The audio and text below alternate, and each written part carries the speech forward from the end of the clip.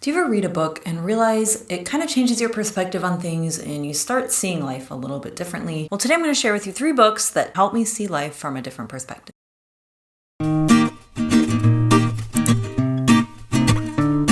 Hey guys, I'm Leela from Uku-Lela Therapy. I'm a board-certified music therapist and licensed mental health counselor, and I use music and expressive arts in fun, creative, and research-based ways to help with things like mental health issues, wellness, and self-development. So for each book I talk about in today's video, I'm going to give a summary, 3 quotes from the book that I think represent the subject well, what the book changed for me, and what type of person I would recommend read the book. This first book I'm going to talk about is in my top 3 favorite books of all time, and I actually haven't read it in a while, but I did read back up on it and read some summaries just to make sure that I was remembering things correctly.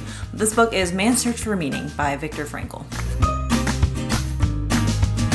Viktor Frankl was a Holocaust survivor and psychiatrist who founded logotherapy, which is a school of psychotherapy that describes the search for life's meaning as the central motivational force for humans. This book is divided into 2 parts. The first part, Viktor Frankl describes his experience in the concentration camp and how he was able to find meaning through love, work, and suffering, even in the most dire, extreme circumstances. In the second part of the book, he describes his approach to therapy, logotherapy, which basically states that our drive as a human being is a search through meaning and not through pleasure or power as Freud or Adler believed. Here are 3 quotes from this book that I think represent the subject well.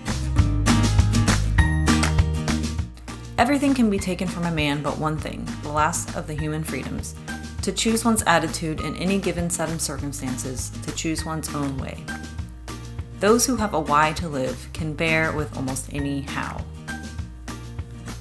When we are no longer able to change a situation, we are challenged to change ourselves. Speaking of change, how did this book change me? This book began to help me see life as something that I was more in control of than I thought versus life being in control of me. It really emphasizes our autonomy and our choices to respond to situations. We can't always choose what happens to us, but we can choose our perspective on it and how we respond. It really reframed the belief for me that everything happens for a reason. Instead of thinking everything happens for a reason, I started thinking that we can make our own meaning and reason out of anything that happens. And also really showed that like the worst of the worst can happen to you. I mean, being in a concentration camp and losing people you love is absolutely awful. But if you're able to find meaning and purpose in any situation, it makes it that much more bearable. I would recommend this book for anyone who tends to have like existential thoughts or existential depression, anyone who tends to feel out of control of life circumstances, or to anyone who has a tendency to feel helpless or see themselves as a victim in life circumstances. Book 2, The Power of Your Subconscious Mind by Joseph Murphy. This book is a guide on how to tap into your subconscious mind to improve your life. I know that sounds super vague, but basically he gives you tools and techniques to tap into your subconscious mind that can help us transform our life for the better. And some of these tools and techniques he talks about are visualization, positive affirmations, and law of attraction. There are some spiritual elements in this book, like he uses language like God, faith, prayer, but it doesn't seem very religious to me. It's more spiritual, but it also has a lot of psychological elements to it. Here are 3 quotes from the book that I think represent this subject well. The only path by which another person can upset you is through your own thought. All of us have our own inner fears, beliefs, and opinions. These inner assumptions rule and govern our lives. A suggestion has no power in and of itself. Its power arises from the fact that you accept it mentally.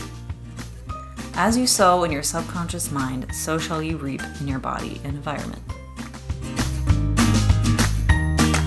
Well, how did this book affect me? Well, I've been interested in the topic of law of attraction for a while, and that's kind of why I picked up this book. But it was also around the time that I was like really learning about the subconscious mind, and it wasn't too long after I was doing a group for teens on how our subconscious mind and affirmations and beliefs about ourselves can impact our actions and the way we see the world. So I think all these things really lined up for me and really made me start thinking about like how I talk to myself and what beliefs I have and how it was impacting me and how I behaved or felt about myself, other people in the world. So it does have law of attraction type stuff in it, but this is also a concept that comes up in psychology quite a bit and is often the root of therapy. And that is that our beliefs about ourselves, others, and the world impact us and how by transforming our beliefs, we can transform our life. So it really changed my perspective on how I view things like stress or worry or money or my future. And instead of telling myself things like money is stressful, I have to slave away to make money, my job has to be really hard to be successful, I started to feel more lighter around that topic, like more trusting in the process, and to lean more on feelings of excitement and inspiration rather than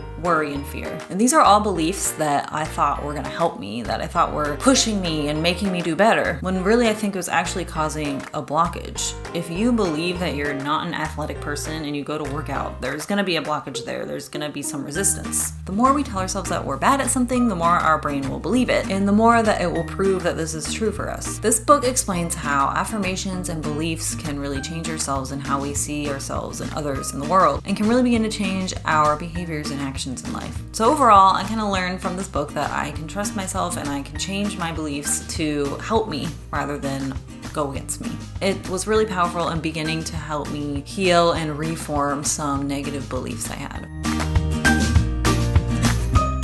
I would recommend this book for anyone who tends to have negative beliefs about themselves, others in the world, like bad things always happen to me, or I'm just not good at making money, or relationships never work out for me, etc. And those who tend towards negative thinking and negative self-talk. Book number 3, Atomic Habits by James Clear. In this book, James Clear describes the concept of atomic habits, which are small, incremental changes that compound over time and produce significant results. He emphasizes the importance of focusing on small habits and consistency rather than huge goals and pushing yourself to the extreme. He explains how these tiny habits can have remarkable outcomes. Here are 3 quotes that I think represent the topic of this book very well. The first mistake is never the one that ruins you. It is the spiral of repeated mistakes that follows.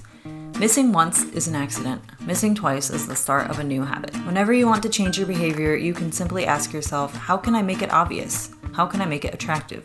How can I make it easy? How can I make it satisfying? When you fall in love with the process rather than the product, you don't have to wait to give yourself permission to be happy. You can be satisfied anytime your system is running. So how did this book change my mindset?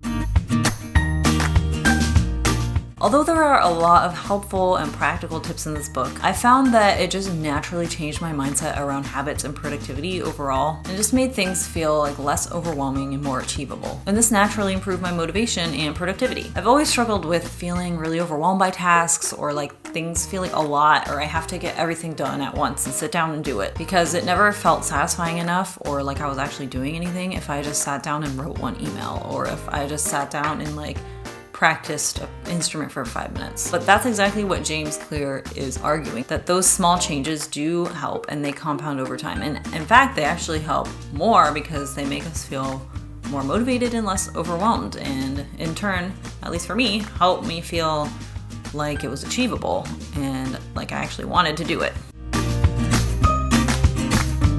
I would recommend this book for anyone who struggles with motivation or executive dysfunction, people who want to maximize productivity, or people who tend to feel overwhelmed by tasks. Well, I've linked all these books in the description if you want to check them out or purchase them. They are affiliate links, so I will get a tiny bit of something if you click on it and buy it. I hope this video is helpful. If so, please like and subscribe. I post videos every Friday on music therapy, expressive art, psychology, mental health, all that fun stuff. So please subscribe if you're interested in seeing more videos like this. Thanks for watching, and I hope you have a great day. Bye.